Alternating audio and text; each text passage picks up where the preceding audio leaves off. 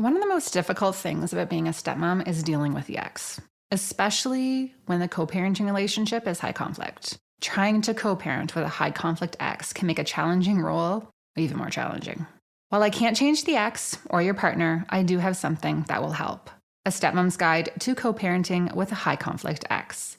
You can download it for free at www.jamiescrimger.com/high conflict ex. That's a Stepmom's Guide to Co-Parenting with a High Conflict Ex at www.jamiescrimger.com/high conflict ex. Hey there, it's Jamie Scrimger here, and you're listening to the Kick-Ass Stepmom podcast. I'm a wife, a mom, a stepmom, a coach, a conversation opener, and a BS caller. 8 years ago, I found myself sitting on the bathroom floor, bawling my eyes out, wondering what the heck I was thinking, marrying a man with 3 kids and an ex-wife. Look, don't get me wrong, I was madly in love, the kids were great, but being a stepmom is, well, it's just complicated. If you know, you know. As a 26-year-old with zero experience in the parenting department, I went to the internet for support. But I was disappointed with what I found. So I decided to create the type of support I was looking for. Raw, real, solution-focused conversations about all things motherhood, stepmotherhood, and living a kick-ass life. Life can be hard, really freaking hard. But it's entirely possible to thrive amongst the tough stuff. Each week, I will bring you tips and strategies and mindset shifts to inspire you to live your own version of a kick-ass life, while bringing you along as I create my own. Let's do this. Hello. Welcome to the Kick-Ass Stepmom podcast. All right. So every once in a while, I get asked if I have any recommendations for therapists or for counselors, both for like single counseling, like one-on-one counseling, and for couples counseling in the stepmom space. And every single time, my answer is Mary T. Kelly. So Mary T. Kelly is a marriage therapist, a stepmom coach, and she is by far one of my favorite people to talk to about stepmom life. She has been in the membership, she's been on the show a couple of times, and she's just so straight to the point. And her ability to use sarcasm and humor when talking about the challenges that stepmoms face, well, it's just amazing. Now, this episode is all about encouraging stepmoms to find their voice. And obviously, if you missed it, I'm talking to Mary T. Kelly in this week's episode. So when you're a stepmom, you often have to work through just a lot of unnecessary shame and guilt for feeling the way you feel or having the struggles and the emotions that are normal for stepmoms that just come with trying to integrate yourself into a ready-made family. When you work through this, so once you work through the shame and the guilt and you really find your place, the next step is starting to educate those around you about the realities of stepmotherhood. Because until you work through that stuff, you're just not in the place to do so. Now, while the conversations about what stepmom life really feels like, they're evolving, right? Like when I first became a stepmom, no one was talking about it online. And now I'm seeing more and more stepmom bloggers pop up. I'm seeing more and more conversations happening. Like we are having more real talk, but there's still a lot of shame around these emotions. There's still a lot of double standards and unrealistic expectations in our society about how a stepmom should and should not show up. And as a result, stepmoms who are maybe not in the public space or chatting about stepmom life on Instagram, just like in their day-to-day life, they don't openly share what they're going through. So when someone at the arena or someone in their family makes a comment about stepmom life, they don't correct them. They don't educate them. And in order to change the narrative about stepmoms, we need to start having those conversations. Regular day-to-day stepmoms need to be educating those in their life about what they're going through. In order to change the narrative about stepmoms, we need to start having these conversations. And we're starting that today with this episode. Now, after this episode, if you really want to dive in further, you got to keep your eye out because in the exclusive stepmom community, Mary T. Kelly is coming back and we're going to do a deep dive into how to have these conversations with your friends, with your family members, with your in-laws, with your partner. We are going to be showing you how to open up the conversation and change that narrative. Now, speaking of the membership, just to kind of give you a bit of an update, I just hit publish on some really game-changing content and workshops. So you can listen in on a coaching call that I did with a fellow stepmom about managing a high conflict co-parenting relationship and a disrespectful teen. Sidebar, this coaching call is going to blow your mind. We also have hit publish on a workshop on evaluating whether you need to disengage in your step family life and how to do it the right way. Because there's a wrong way and there's a right way. The wrong way is going to make things worse, and the right way is going to help you improve relationships, improve your mental health, and improve the vibe of your step family life. There's also a workshop on how to manage summer with your stepkids and how to be proactive so you feel more in control during what can be a stressful time. And an interview with Tracy Crossley on dealing with adult stepchildren and how our attachment styles can show up in the way that we do stepmom life. So many great conversations and content happening behind the scenes. So stepmoms, keep an eye on your inbox for dates, for my office hours, for new content. And as always, you can message me in the forum. If you're not a member, you can still become one at www.jamiescrimger.com/membership. All right, that's all for the membership housekeeping and updates. Let's get to it. Mary T. Kelly.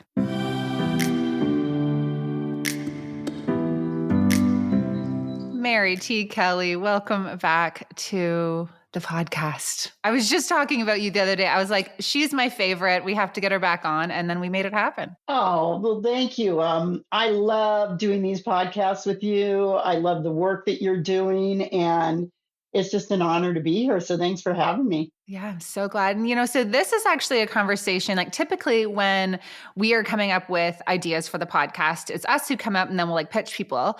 But you popped in my inbox the other day with an idea. And I was like, yes, because I had literally been talking about this issue with another stepmom.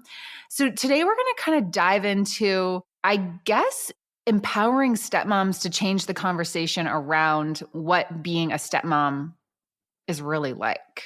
That's right. Yeah. Because so many women experience that when they're sharing with other people, maybe it's friends, maybe it's family in their life, how difficult it is to be a stepmom.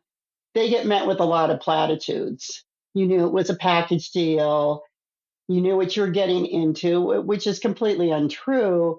And my experience with women is they go underground and or they take it in and they feel shame and guilt. Oh, maybe there's something wrong with me, and they question themselves. And so once they start getting some help or support or reading, they can become more empowered. And my encouragement to women is please start educating people, start educating the culture, because women don't tend to do that. And it's so important because the stepmoms as a whole, there's such invisibility there. And I remember during the pandemic, the New York Times did a small study of mothers during the pandemic and how the responsibilities were working out. And they focused on three mothers. There were no stepmother. And I was like, I'm so tired of this. I'm so tired of the lack of acknowledgement of such a huge population of women. And it's not reflected in Hollywood or TV shows. It's as if stepmoms don't really exist. And so the only way to change that, and I think of the example back in 1978, I actually lived in the Bay Area at this time. There was this Proposition 6 that was trying to be passed that would not allow gay people to be public school teachers. And Harvey Milk was a commissioner or mayor, I can't remember at the time. But what he did was, and it looked like this was going to pass, he started encouraging gay people, please come out to your families, come out to your employees, come out to your friends, so that people can see a face with this stereotype that goes against the stereotype, right? And it was, and then they used affiliations with other groups like women's rights groups and community leaders and religious leaders to really get people to know, oh, my neighbor is gay or my son, and they're wonderful people. And so I love that example. So it's this encouragement to women to please come out of your closet of unnecessary guilt and shame and start educating people so that when someone gives you a platitude like you knew it was a package deal, to say, you know what, I actually didn't. And these are the reasons why I didn't. Yeah, the one thing that I have been thinking a lot about, and, I get a lot of, obviously we both get this, like women saying like, oh, well, people think I knew what I was signing up for.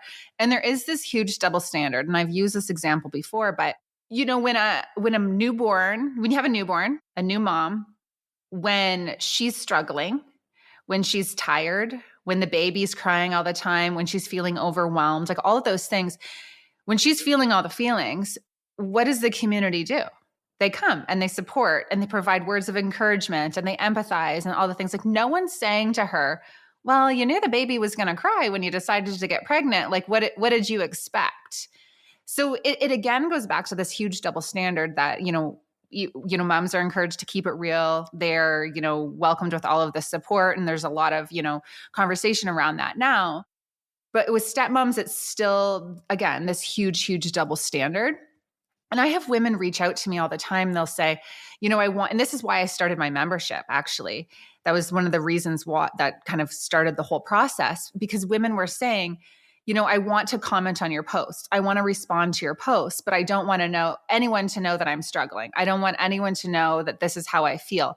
And it even went as far as saying, like, I don't want anyone to know that I'm following a stepmom platform for stepmom support. And I even had women tell me that their husband's ex and even their husband was pissed off that they were following me because, they were looking, because, kick-ass stepmom or looking for tips and strategies or like real talk about stepmom life. And they took offense to it. Like, what would be so offensive about someone, especially my platform? My platform is very much like tips, strategies. Let's keep it real. We talk about the real feelings and emotions, but it's not just a bitch fest. It's like, okay, this is how we're feeling. How do we move past this? How do we rise above this? How do we implement strategies to improve our life? So what would be so offensive to a partner or an ex that the person who is with your kids in many situations, 50% of the time, is seeking out support to do better? Please tell me what's the freaking problem here? Wouldn't you be happy? Right? But this is where women, they get met with this. And then you're right, they go underground and then they feel guilt and they feel shame and embarrassment. And it's great. We have all these resources now. Like we're seeing more and more resources pop up about stepmom life, some very beneficial, some not so much. But what's next is opening up that conversation and women losing that shame around like sharing the post and saying, hey, this really resonates with me. Hey, this is how it feels. Hey, I just want you to read this because this is what the experience of a stepmom is really like. Well, and I think too, yeah, there's these ridiculous expectations. On one hand, if you're a stepmom, you're evil. So that's kind of put there very immediately in people's minds because of that persistent stereotype that started, like Grimm's fairy tales, not start with Disney. It started long before that. But you're also expected to be a combination of Mother Teresa and Mary Poppins. Like, you should just love those kids like their own, and you should be excited when they come. It's like, that's not realistic. But I think that mothers now, especially in the millennial and Gen Z generations, they're going to advocate for themselves, because if somebody said something to them like, well, come on, what did you think of having a baby? They go, excuse me, you can go F yourself, basically. Like, first of all, I grew a human in my body. I have two daughters when they were pregnant, and their husbands would say, oh, something needs to be done. They go, hello, I'm growing a human. Like, you need to do that. I'm not doing that. And they're really good at advocating for themselves. And they have a lot of Instagram things and social media things where can be really honest and say, I'm exhausted, and they get a lot of support.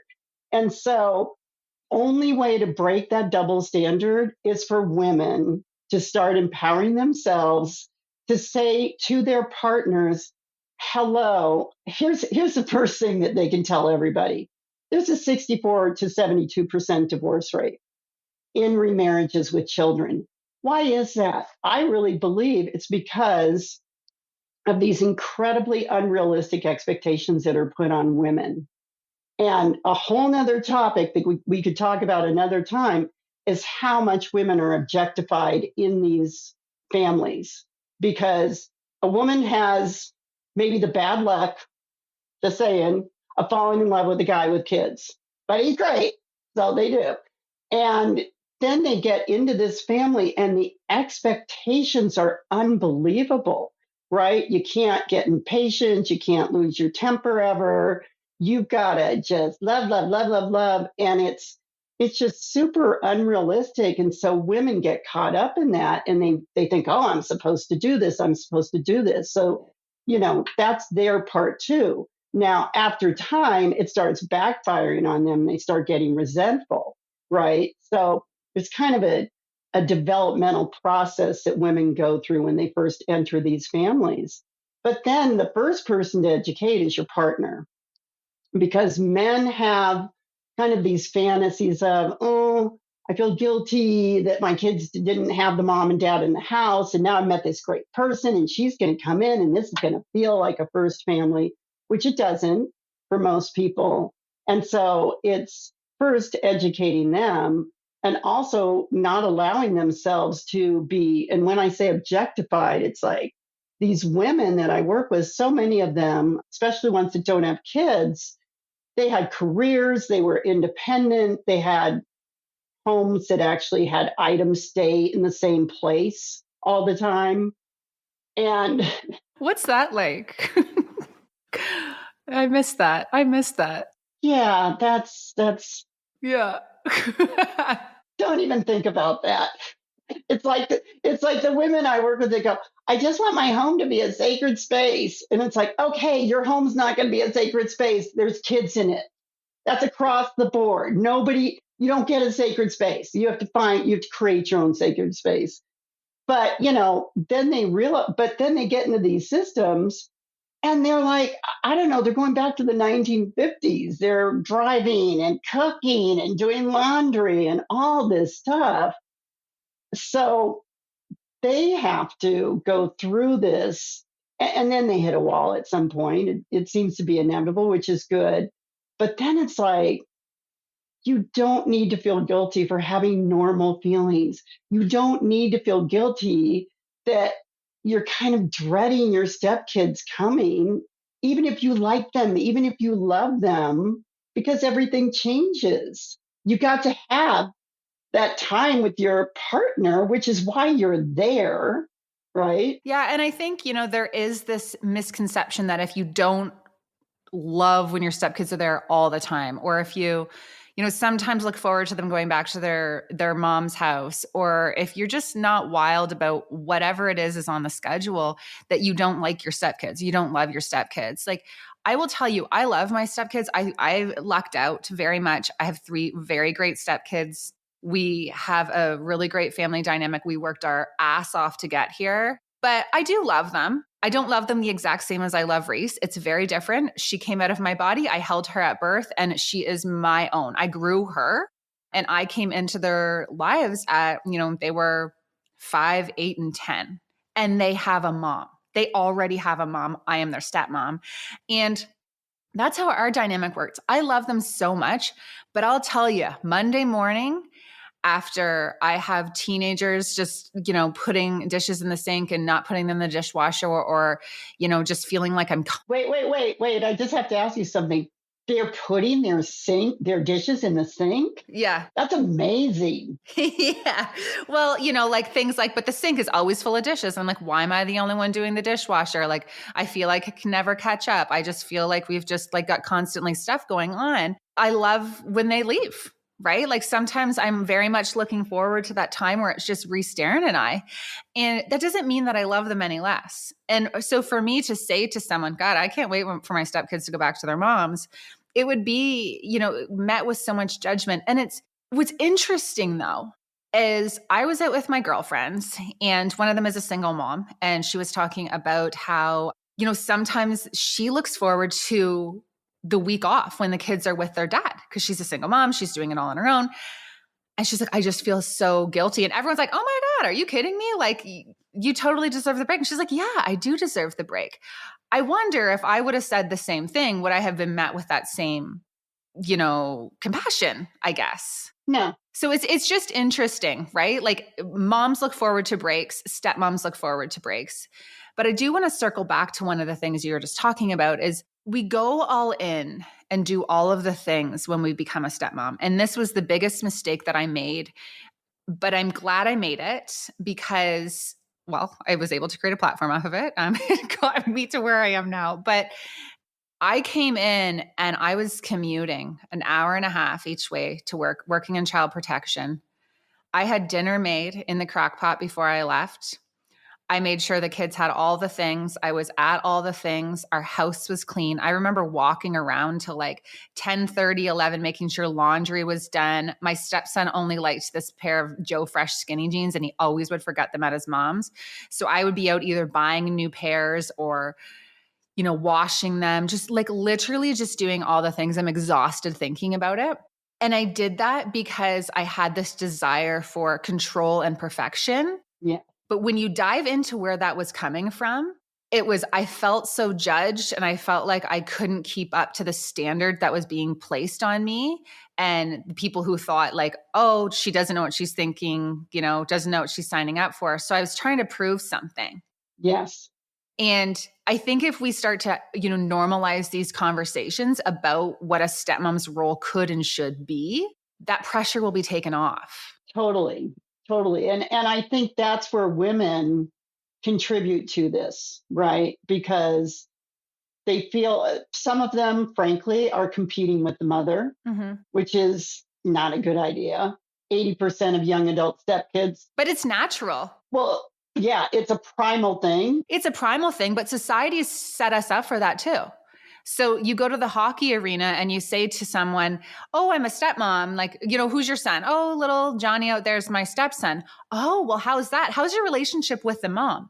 That's the first freaking thing that comes out of their mouth instead of being like, oh, cool. Like, how's he liking it? What position's he playing? It goes to it. So society almost baits us into this competition and exactly, asking us these questions, which obviously they're just wondering. And, those conversations do inform them about the dynamic.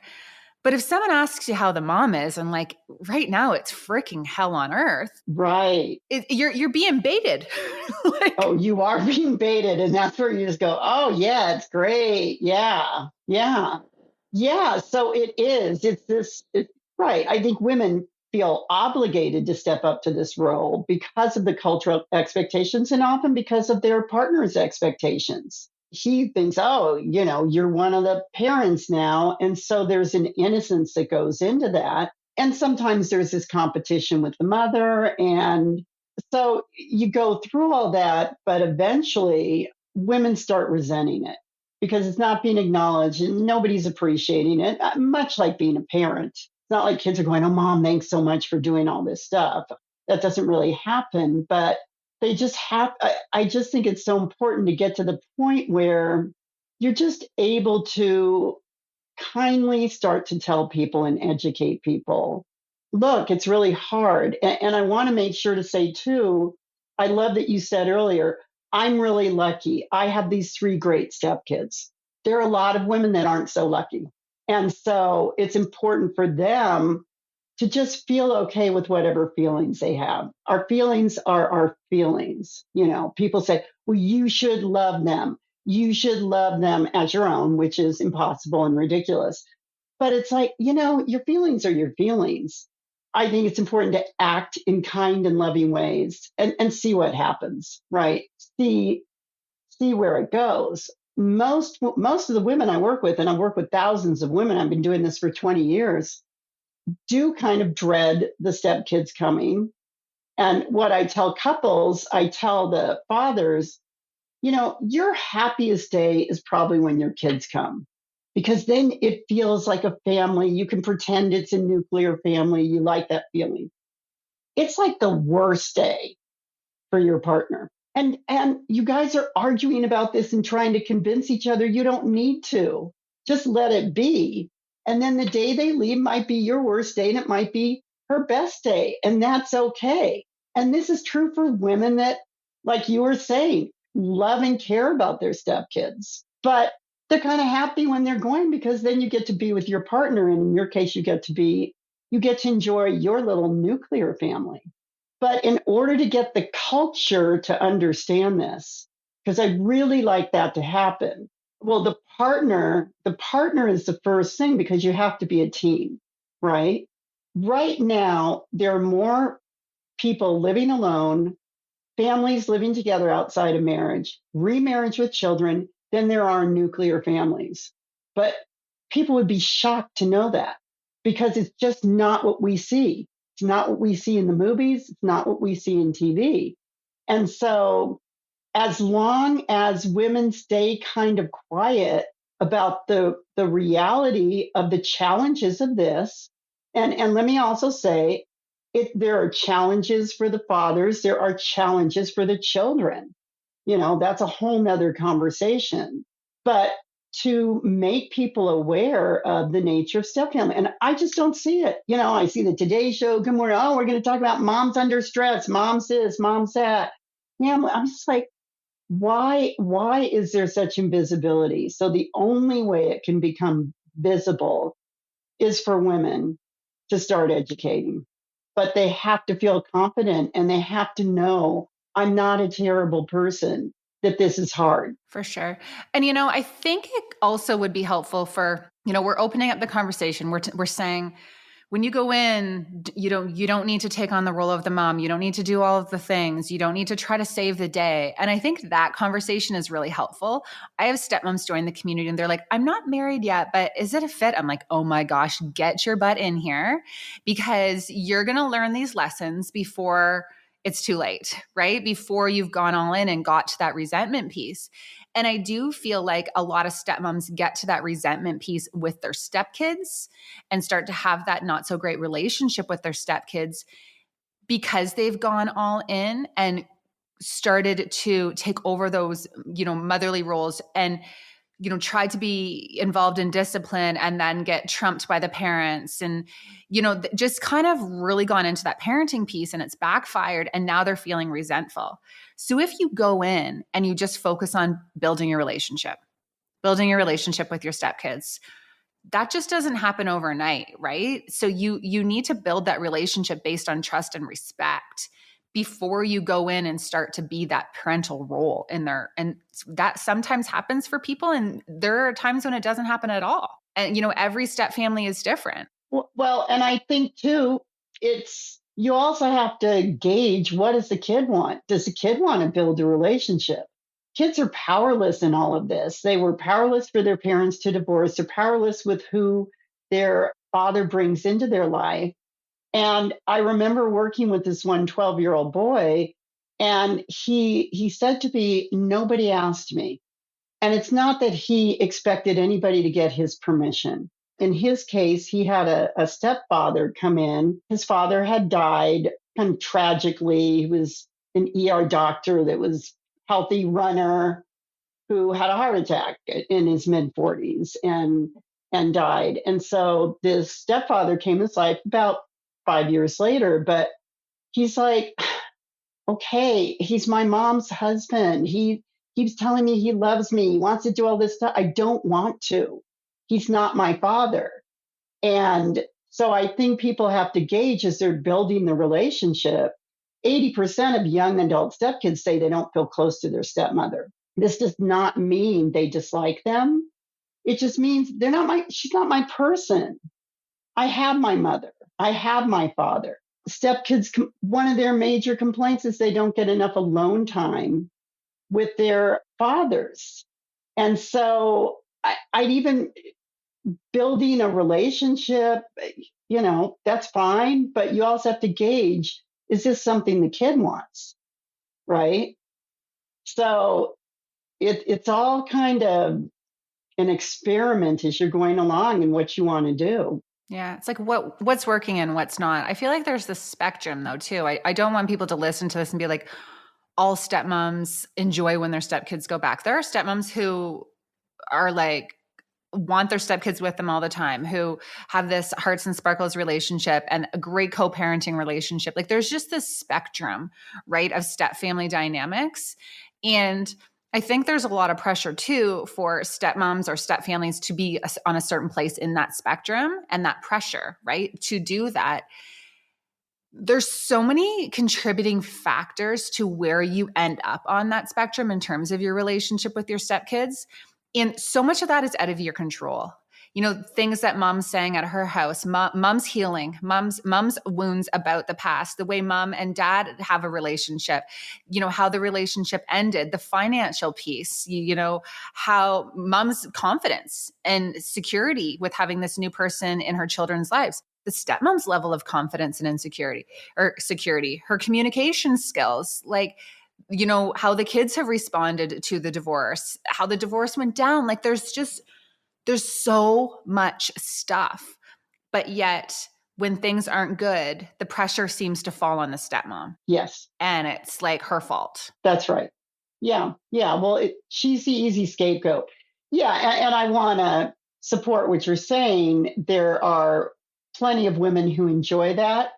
I just always make sure to speak to the women who struggle with it more. And that seems to be more the situation in my practice. So I just don't want those women to ever feel bad, because they're awesome women who are really good people and trying hard and faced with a lot of different challenges. It kind of makes me think of, did you see that Kate Middleton, the video of her 4-year-old son during the Trooping of the Color? Wasn't he like crawling all over? Oh, he was like hitting her face. He was going like this.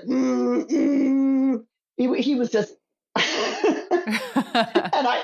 I could just feel he was being awful. And as 4-year-olds can be sometimes. And here she is, you know, millions of people are watching and she's just trying to smile. And I looked at that and I thought, oh, there's so many stepmoms. This is kind of a good, like, gif of what stepmothers, you know, they feel like they're being watched all the time. You go to the sporting event, they're being watched, right? And they go to any kind of thing, people are watching and they're watching dynamics. And it's just an odd thing, right? Because that's not happening to anybody else. Ladies, I have some big news. A few months back, I made a little announcement. I said that I was committing to 1 more year of running my membership, the exclusive stepmom community, in the same capacity. The key word being in the same capacity. In 1 more year, I was going to make some changes. I didn't know exactly what that would look like. I just needed that date on my calendar for an official shift. Well, the shift is in the works. The membership is not going anywhere. I'm not going anywhere. What I'm doing is bringing in more stepmom coaches to help me support you. This community of stepmoms continues to evolve, and the feedback we're getting has been next level. If you're a stepmom craving coaching, support, exclusive content, workshops on how to improve relationships, strategies to improve your step family life, and want to start to feel more confident and in control of your life, this is your official invitation to join us. This is a space where you can come when you're struggling, and an investment that doesn't make you feel like you need to be in it every day. When step family life feels like it's getting the best of you, you can come to my office hours and I'll help you navigate through. You can also leave me a message in the forum. A fellow member said, "It's like I have Jamie on retainer for less than $1 a day. I know I can get support from the top stepmom coach online whenever I need it. The peace of mind is invaluable." To join the membership, head to www.jamiescrimger.com/membership. You can use the code STEPMOMHELP to get 30% off your membership. www.jamiescrimger.com/membership and use the code STEPMOMHELP to get 30% off.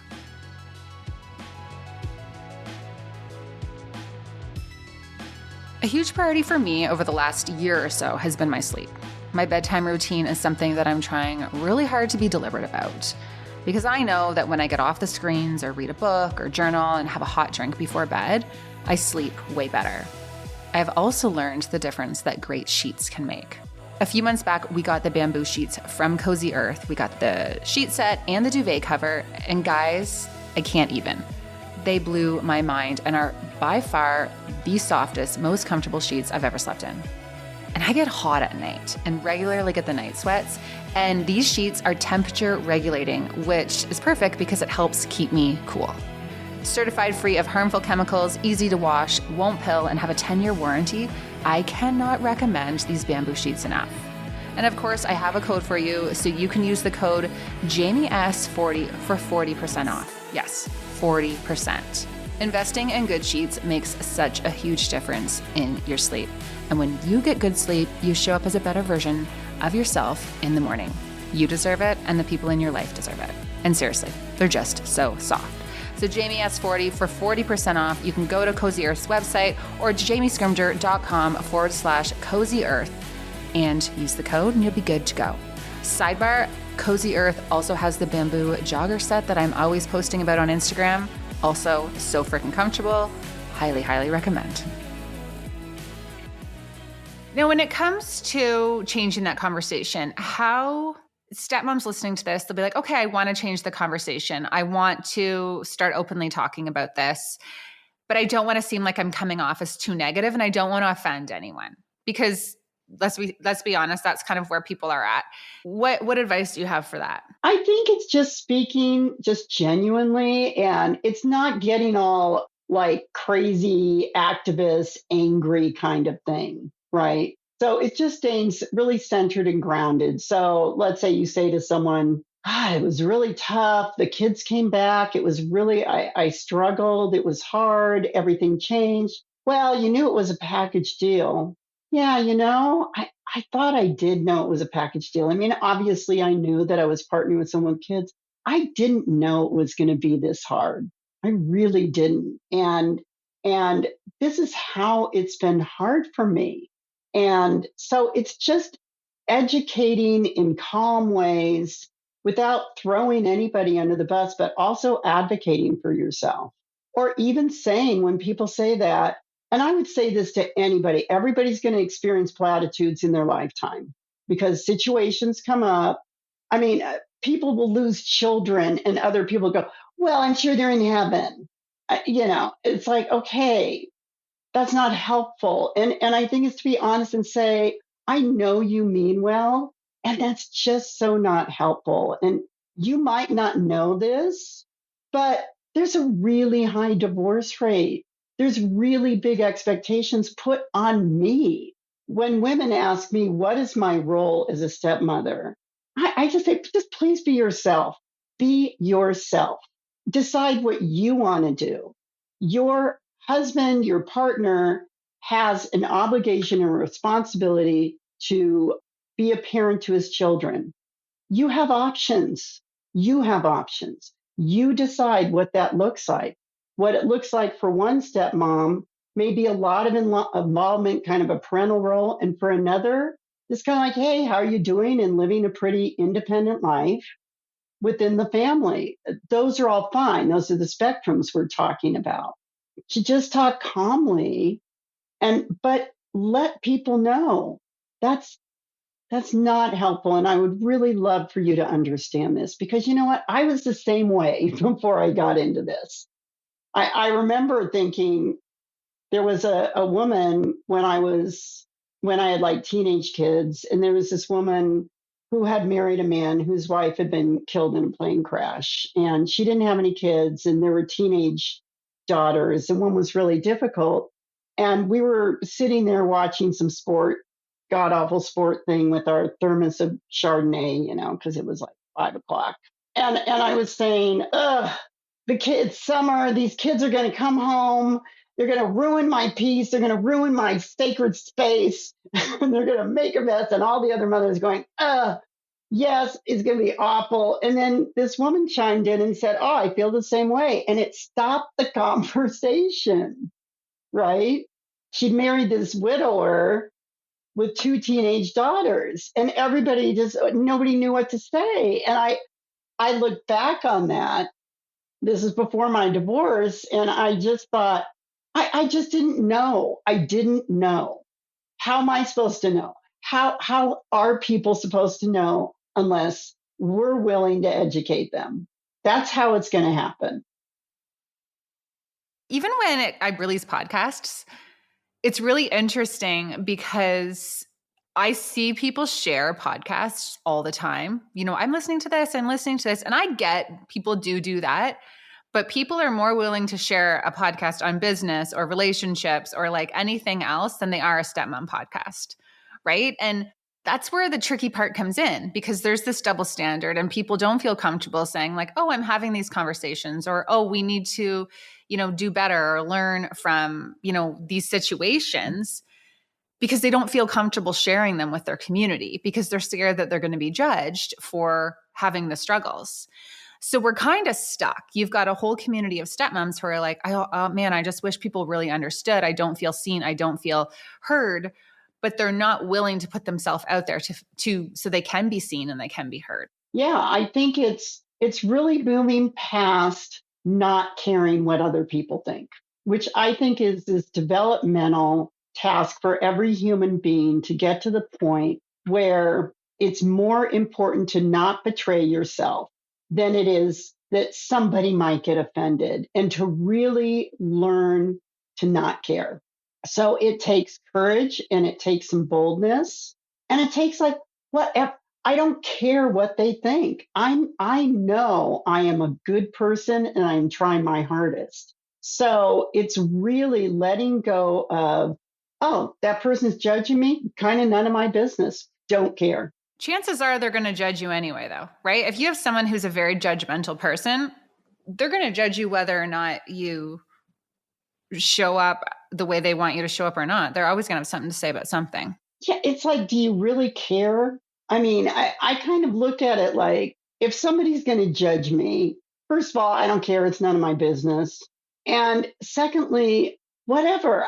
It's just like, it's so unimportant, right? That person is one of billions of people on the planet, right? So but I think in order to do that, there needs to be a strong connection with oneself, a strong love of oneself. And so women definitely go through this questioning. So often when I get contacted, and of course I get contacted most of the time by women, they're just like, I feel like I'm a terrible person. What's wrong with me? Right?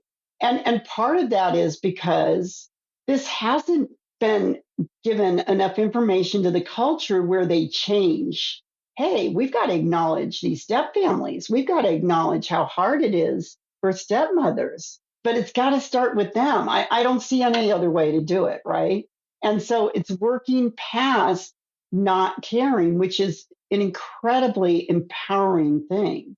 And it's not meant in like, I don't care about you, but I care more about myself. And so I'm going to advocate for myself and I'm going to educate you. And I think that people do respond to that, as long as it's not done in some kind of militant, in your face kind of way. Mm-hmm. Yeah.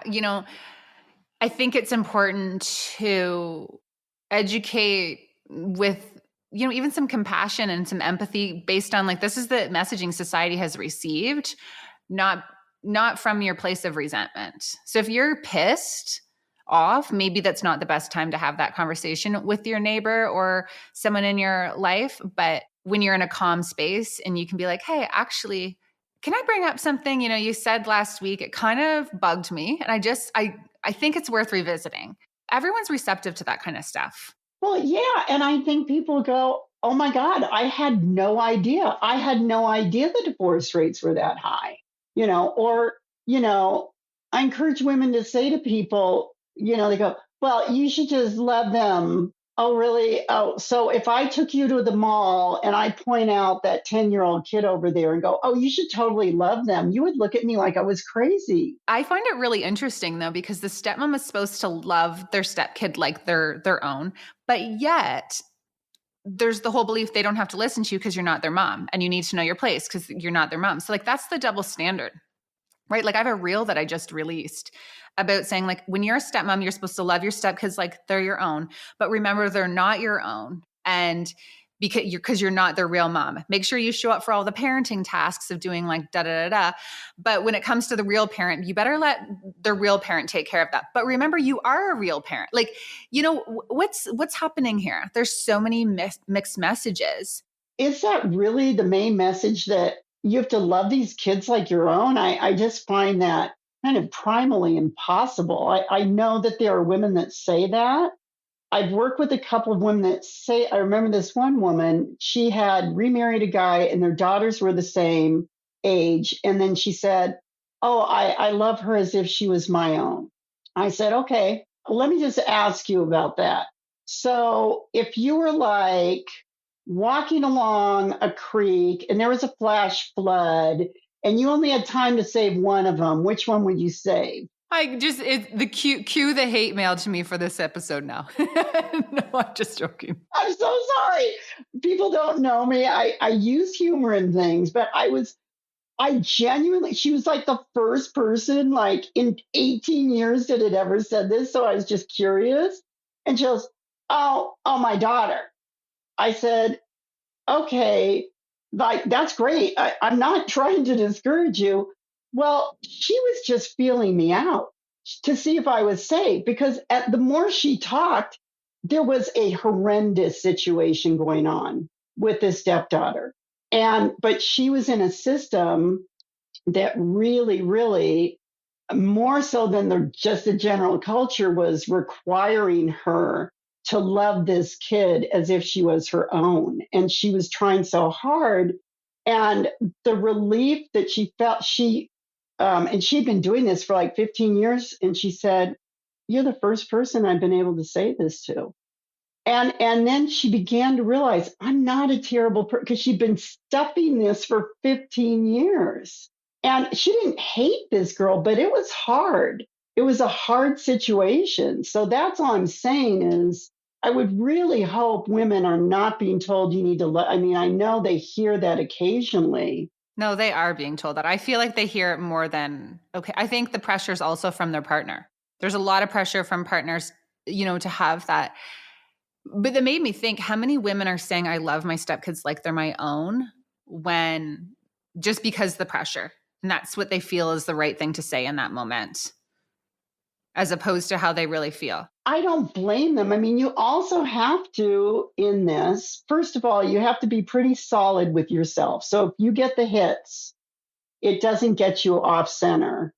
And the other thing is, there are some people it's not safe to talk to about this, just not. Yeah. And if that's the case, don't have those conversations. Yeah. I mean, there are some people, they are just not safe and it's not worth your time.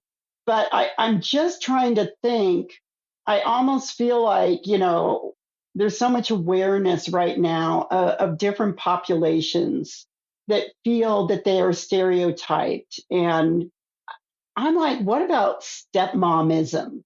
Like, that's a thing. But nobody even recognizes stepmomism to be stepmomism, if that makes sense. There's such a stereotype towards stepmoms, right? If I go to 10 people on the street and I say, what's the first word you think of when I say stepmother? 10 out of 10 are going to say evil, unless one of them's a stepmom, right? It's so embedded in the hard wiring of people. And then you go, there's the stepdads, right? So Father's Day is coming up, and it'll be interesting. There will be a big commercial or something honoring stepdads for sure in the media, because the way that stepmoms and stepdads are viewed is so entirely different, right? So, the stepmoms come in, she's overstepping, she's evil, she's all the things. And then you have the man who marries a woman with kids, and, he's, how stand up of him to take on this woman and her kids. He's so honorable. He's loves them like they're his own, like all the things. But, when a stepmom does the exact same thing, it's completely different. And it brings me back to Stepmother's Day. Like that whole thing, no, I get a lot of flack for that. So I think I'm not into Stepmother's Day. Like I'm not into it. I think that stepmoms should get a card or a little acknowledgement on Mother's Day. I don't think they deserve the day. I don't think, it should be split. But I think, on Mother's Day, a nice acknowledgement to the motherly role a stepmom plays is necessary. And this like Stepmother's Day is just this like made up thing, like National Wine Day. Like it's great for a lot of families, but it's not a holiday. There's not a section in the cards for Stepmother's Day. It was made up. there's no stepfather's day, or maybe there is, but no one talks about it, right? Because the dads aren't competing over it. It feels to me like this little PS, like because it's a week after, like, okay, oh yeah, you, yeah, okay, PS to you, right? It feels patronizing, and nobody knows about it really. So, and I think for the women that I've worked with, it just feels like it would. I agree with you. It would feel better if there was some kind of acknowledgement, if they want it. There are some women that are like, oh, I don't want any acknowledgement. Like I'm good. But a lot of women do. And the things that they do should be. But again, that's on the father. With the stepdad thing, it's so true. Bob can take Johnny to soccer practice. And it's like, oh, look at Bob. He's such a great stepfather. But Jenny takes the kid to soccer practice. Well, she's supposed to. Or who does she think she is? Yeah. So true. It's so true. And it's such bullshit. It is. It is. Which again, the only way this is going to change is if women are willing to speak up. And I'm so excited that we're having this conversation because we're going to do a next level conversation in the membership where we're really going to like walk women through, how to feel empowered, how to have these conversations, how to educate their partner on like the exact experience that they're having as a stepmom. Because I think it's not as easy as just saying, you have to say how it is. Like, I'm sure women are kind of like, I already feel so much pressure of being just a woman in society right now. And this like stepmom thing is like really just like added, it's like the cherry on top, right? So we're going to dive into that a little bit more in the membership. So stay tuned for that. But in the meantime, Mary, where can everyone find you? I have a website that's realstepfamilies.com. I'm on Instagram as at Real Stepmoms. Wait, my website is realstepfamilies.com. Instagram is at Real Stepmoms.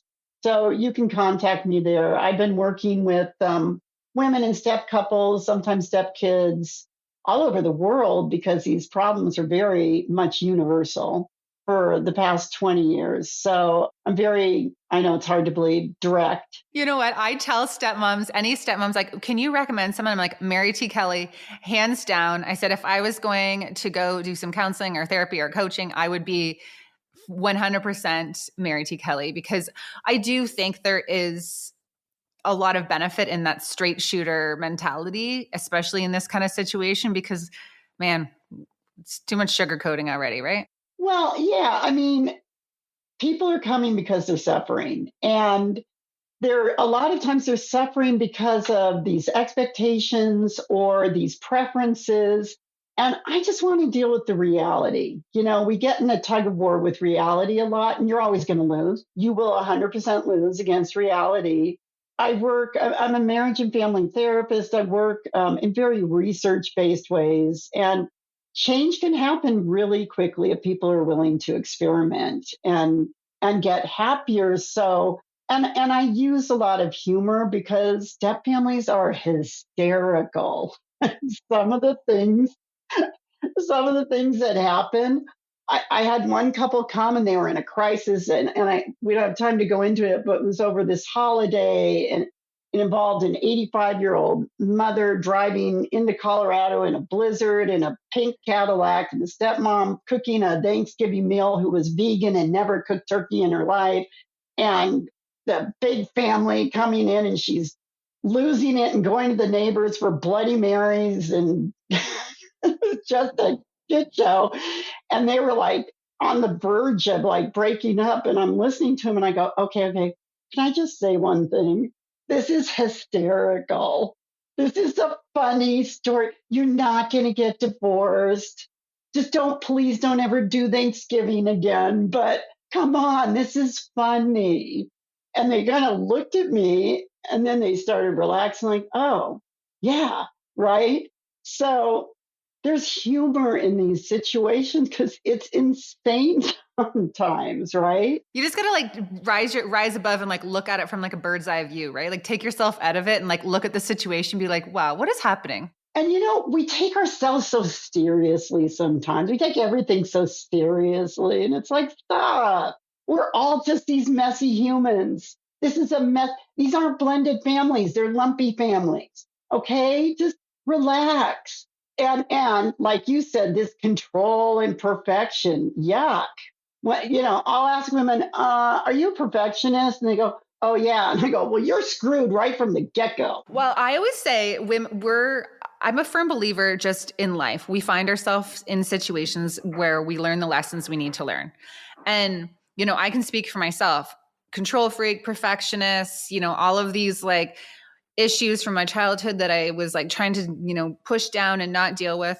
Frig, I become a stepmom and go from 0 to 4 kids within like a year and a half.